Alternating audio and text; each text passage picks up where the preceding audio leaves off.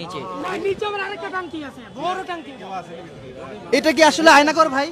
একবারে জঙ্গল হয়ে রয়েছে, মানে কি করবো, মানে আপনার কাছে কি মনে হচ্ছে এটা কি আয়নাঘর? থেকে তো ভাই সেরকমটাই মনে হচ্ছে, কারণ ধানমন্ডি ৩২ মাটির নিচে পাঁচতলা ভবনের সন্ধান। ধানমন্ডি ৩২ নম্বরে বঙ্গবন্ধু শেখ মুজিবুর রহমানের বাড়ির নিচে পাঁচতলা ভবনের সন্ধান পাওয়ার দাবি করেছেন ছাত্র জনতা। প্রত্যক্ষদর্শীরা বলেছেন মাটির নিচে বেশ কয়েকটি কক্ষ রয়েছে যেগুলো রহস্যজনকভাবে পানিতে পরিপূর্ণ। বুধবার ৫ই ফেব্রুয়ারি রাত থেকে বাড়িটিতে ব্যাপক ভাঙচুর চালানো হয়। বৃহস্পতিবার ৬ ফেব্রুয়ারি সকাল থেকে সেখানে মানুষ ভিড় ছিল। দেখে কি মনে হচ্ছে? ধানমন্ডি ৩২ নম্বরে প্রত্যক্ষদর্শী বলেন, বাড়ির নিচে আমরা কয়েকটি কক্ষের সন্ধান পেয়েছি, কিন্তু সেখানে প্রবেশ করা সম্ভব হয়নি কারণ পুরো জায়গাটা পানিতে ভরপুর। এটা খুব সন্দেহজনক। সেখানে উপস্থিত আরেক প্রত্যক্ষদর্শী বলেন, এই বাড়ির নিচতলা পাঁচতলা কাঠামোতে আওয়ামী লীগ তাদের নিজস্ব বাহিনীদের দিয়ে আরেকটি আয়নাঘর তৈরি করেছেন। ছাত্র জনতার দাবি, এই গোপন কাঠামো আয়নাঘর হতে পারে যেখানে গোপনে নির্যাতন চালাতো শেখ হাসিনার বাহিনী।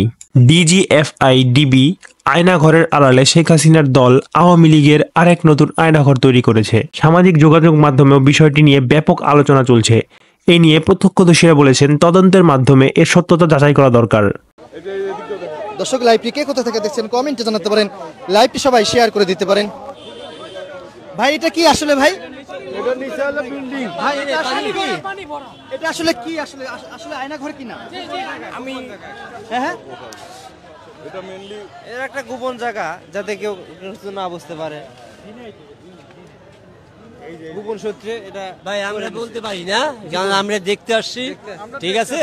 সাধারণ দর্শক অনেকে বলছেন এটা গুজব, অনেকে বলছেন এটা আসলে আয়নাঘর। দেখতে আসছি দাদা, এটা আমরা মিথ্যা কথা বলে লাভ নেই, বলতেও পারবো না। এটা আসলে কত তলা নিচে একটু জানেন? না না, এই সঠিক জানি না।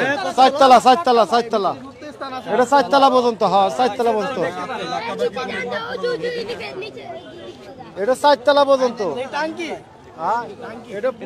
টাঙ্কি না ইয়া আয়নাঘর? মনে হয় টাঙ্কি, আয়নাঘর তো হবে না। এটার ভিতরে তো ওরকম কেউ প্রবেশ করতে পারতো না।